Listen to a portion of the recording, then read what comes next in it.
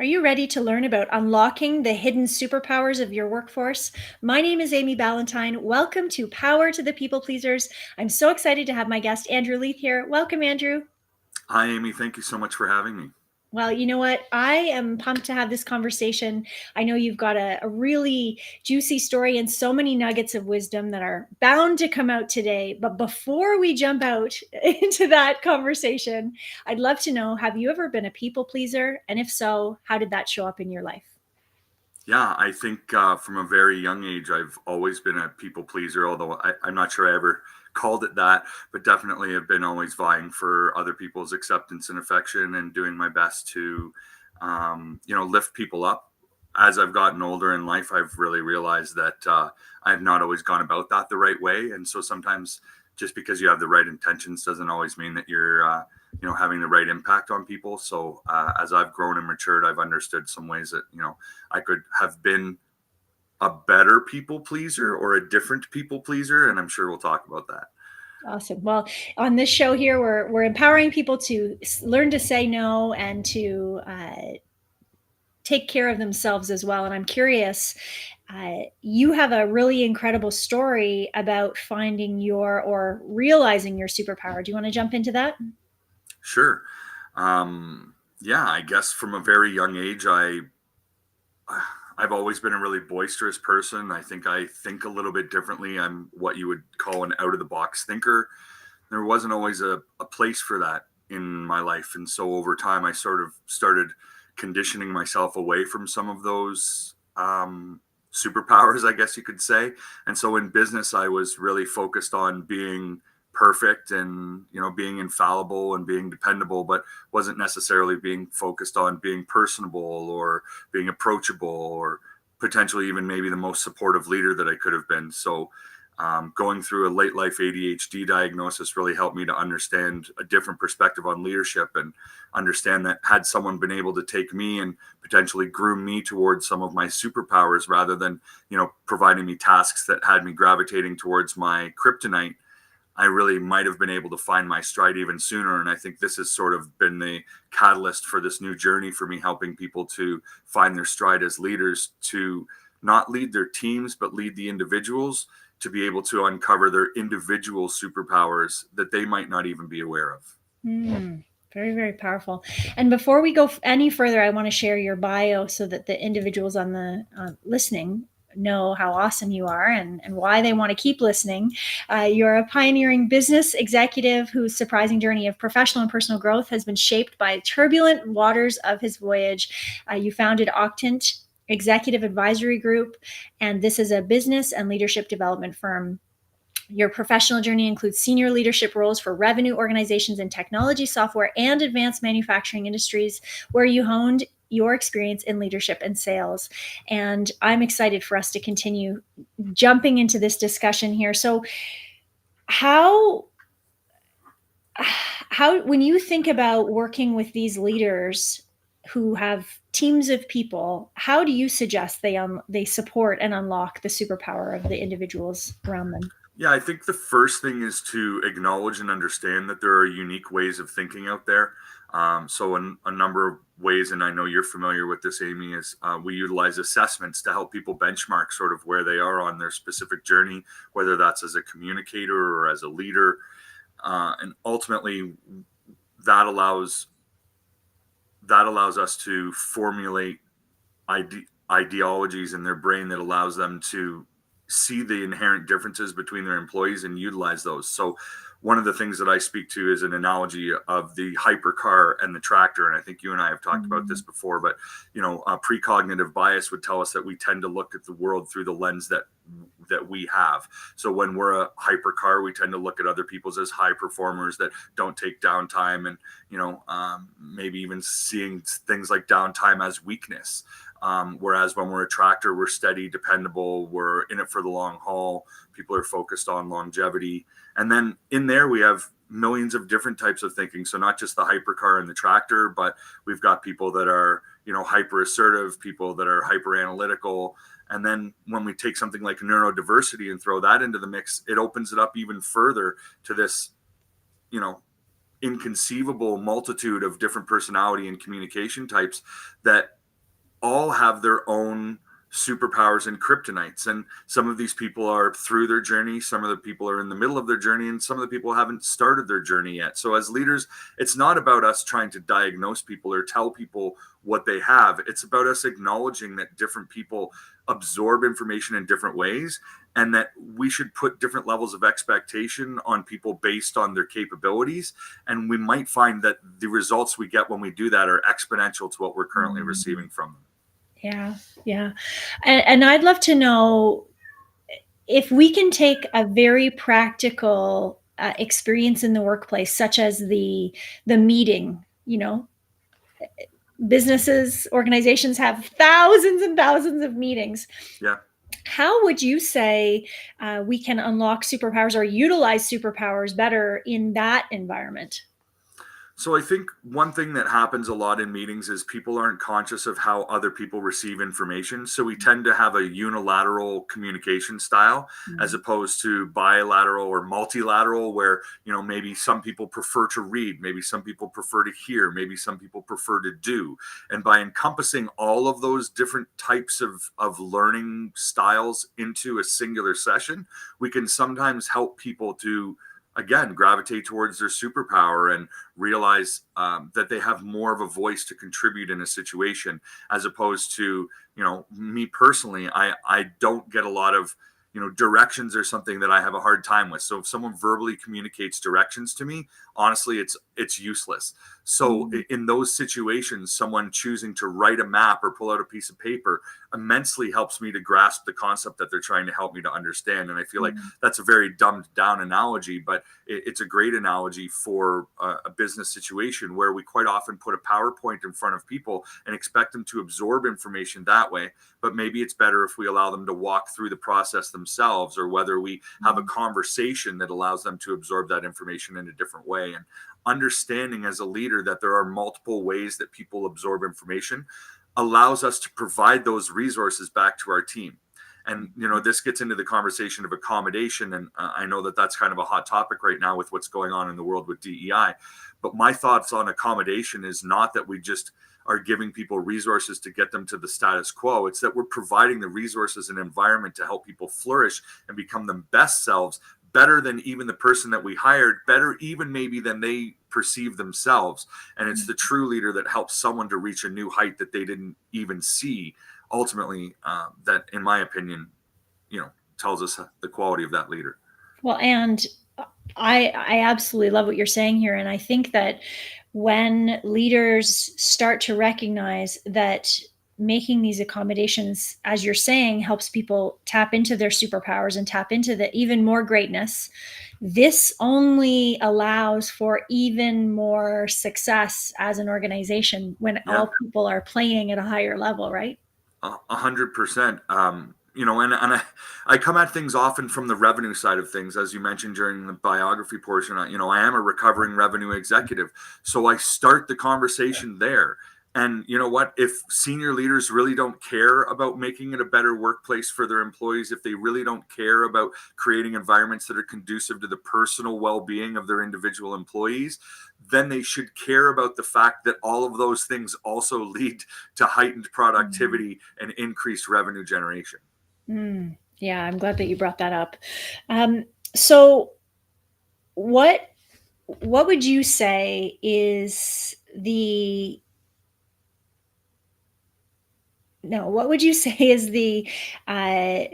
reason why you are so glad that you finally got this clarity in your diagnosis?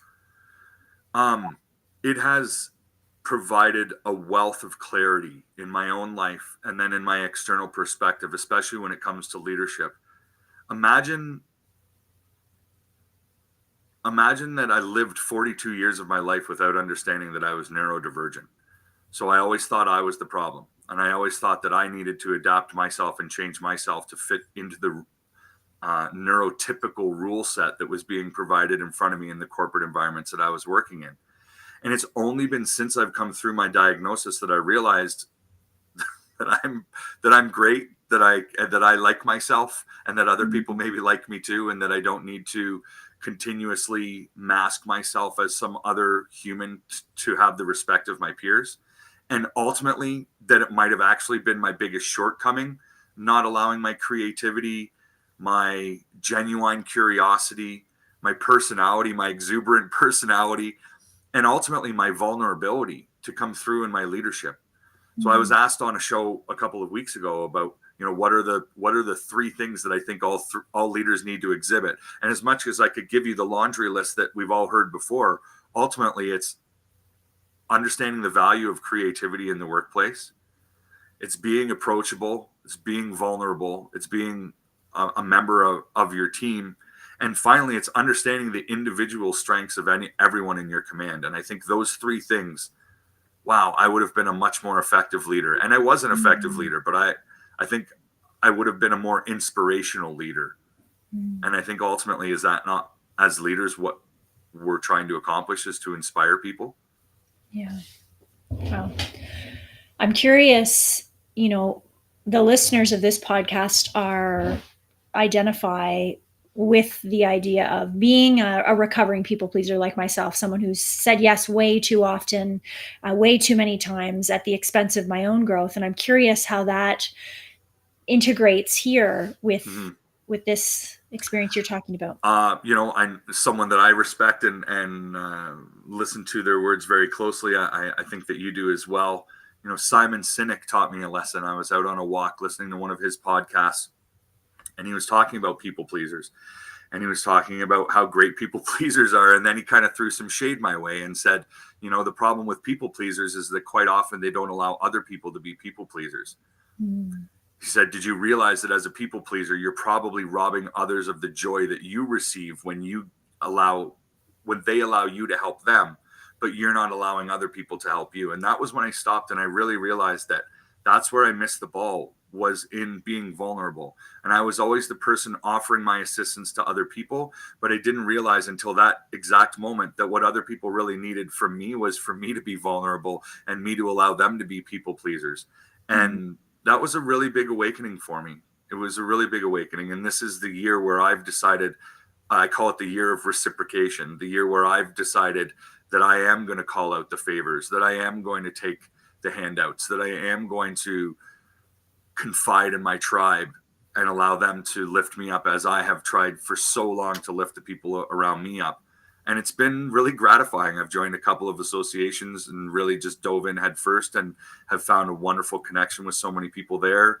And, people like yourself that I've reached out to and connected with on multiple occasions. And, having the opportunity to work side by side with you on a couple of things has just been so rewarding. So this journey has really been huge. I'll tell you a little story. In January, I was speaking with my mother. She travels a lot during the winter, so I don't get to see her in person as much, but we were talking on the phone, and I said, okay, so a year ago, what would my life goal have been? And a year ago today, I was head of sales enablement for a large international software company. So she said, a year ago, you would have wanted to be senior vice president of sales for this software company. And I said, you're exactly right. And then now, aside from family goals, what's my life goal? She said, I don't know, change the world. And it's kind of profound, and it's, a little tongue in cheek, but it's also really true. Like a year ago today, I was not thinking about how I can utilize my journey in a way that is going to empower other leaders to be their best selves. I thought that I was going to continue working for a software company, ultimately become a consultant to help people make a lot of money, because that's what revenue consultants do. And as I've gone through this journey, I've become slightly disenfranchised with wanting to be inside of the corporate mechanism. And if I can impart change on that mechanism from the external, then that's fantastic. But there's not really a big part of me that wants to be part of that machine anymore. Well, I think that many people go on that journey of realizing that they can have an impact, even whether they're on the inside or the outside. And I'm excited to see where you take your next 10, 20, 30, 40 years in this journey of yours. And I'm curious, when you think about, you've mentioned to me a number of times that you want to be a thought leader. Tell me a little bit more about more clarity for the listeners on Sure. how you want to make that impact. Yeah, absolutely. It's funny, I have always been in sales leadership or sales enablement, so training, strategy roles. And so I was always imparting wisdom or knowledge, but I don't believe that that's a thought leader. I believe that that's a teacher or a trainer or a mentor. A thought leader is someone who shifts perception. I believe they shift our view on things, much like Simon Sinek did that one day while I literally stopped in my tracks and looked up at the sky and went, wow, you had it wrong for 42 years. I guess you can teach an old dog new tricks, right? That's a thought leader. And I think as I have come out the other side of my diagnosis and started to realize a lot of the things that were making me a perfectionist, the things that were making me a people pleaser, the things that were detracting from my ability to be excellent, I started to be able to sort of put together some ideas that I think look at some old problems in unique ways. And so, I gave you the analogy of the tractor and the hypercar, but you can take that further. I just finished penning a book. It's gone to edit this week, and it's called Quantum Leaps: The Infinite Gap Between 99 and 100%. And that speaks to how perfectionists are constantly striving for that last 1%, not realizing that 1% not only doesn't exist, but no one could even comprehend it if they were. So I call these the invisible high performers, the people that are vibrating at such a high level that they either make things look so easy or they fall on deaf ears. Their concepts are so radical and so unique and so sharpened that they are imperceivable by others. And so I give everyone who's listening on this call a challenge to scale back to 90%. If you're a perfectionist and you think 100% is where it's at, for 1 week, I want you just to scale back to where you and your brain think 90% is, and present that to people in your sphere. Send your emails, do whatever you need to do. And if your world doesn't come crashing down after a week, which I pretty much guarantee you it won't, you'll have proven the point that sometimes perfectionists pine over details that no one else really cares about. So no one is ever going to read your email 14 times, but you edit it 14 times. And I'm going to guess some of you are thinking 14 times is on the light side of how many times I edit an email. So we need to realize that as much as we believe perfection to be the benchmark, what are we sacrificing in the pursuit of something that we can't ever truly attain? Oh, yes. Yes. I love that we've had a number of people on the podcast talking about perfectionism. I really love how you've summed that up there. And so when you think about bringing that kind of information into an organization, where would you start? I think, again, the conversation usually starts around revenue or it starts around inclusivity. So I do speak about neurodivergence, although I'm not a clinician. I speak to my lived experiences as an executive with neurodivergence and leading teams of people, knowing that I think differently than them, and how do I accommodate their thought styles without imposing my own as the majority preferred thought style. I think it depends on where my conversation starts. If my conversation starts with a senior leader, it usually starts about revenue or how well we understand ourselves, and this idea that understanding ourselves ultimately makes us a better leader. So I think if I'm speaking to a senior leader, that's where it starts. If I'm speaking to an HR representative, which is probably the other 50% of the coin, it oftentimes does. The conversation revolves around inclusivity, leadership inclusivity, because inclusive leadership is something that I'm really, really passionate about. And although I don't always agree with every DEI initiative that I see or read about, I absolutely believe that we need to be right sizing the people for the opportunity and finding the value in the diversity of our teams, whether that's cultural, whether that's communication, whether that's thought. Dyslexia is one that I think I like to talk about because everyone has some pretty hard, fast ideas about dyslexia. It's because those were ingrained into us when we were children, and it's usually not a very positive picture that we paint of someone's intelligence level when they have dyslexia. The problem is those people actually think in a third dimension that you and I can't even comprehend. So the problem was we were like a little calculator trying to tell a supercomputer how to think. And this is the problem with not right sizing your leadership to the individual is someone can only be as exceptional as you are if you rule them by your lens.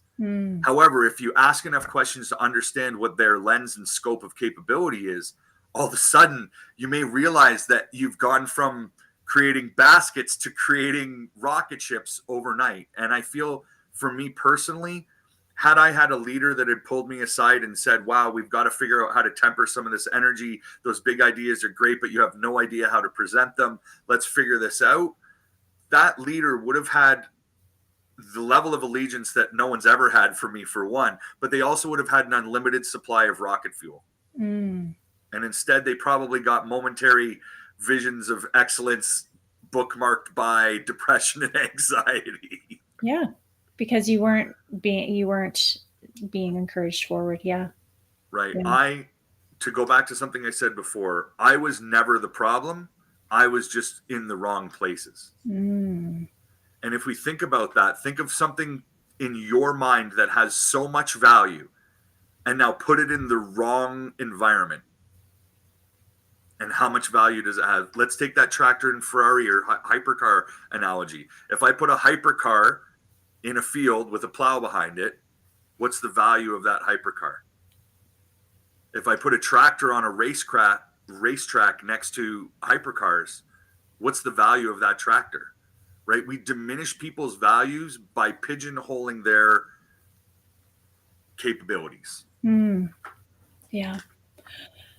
Thank you. Thank you for sharing that. I'm curious, as we're here today unlocking the hidden superpowers of the workforce, are there any final thoughts or messages that you'd like to leave to the people who are listening and could help move your mission and vision forward?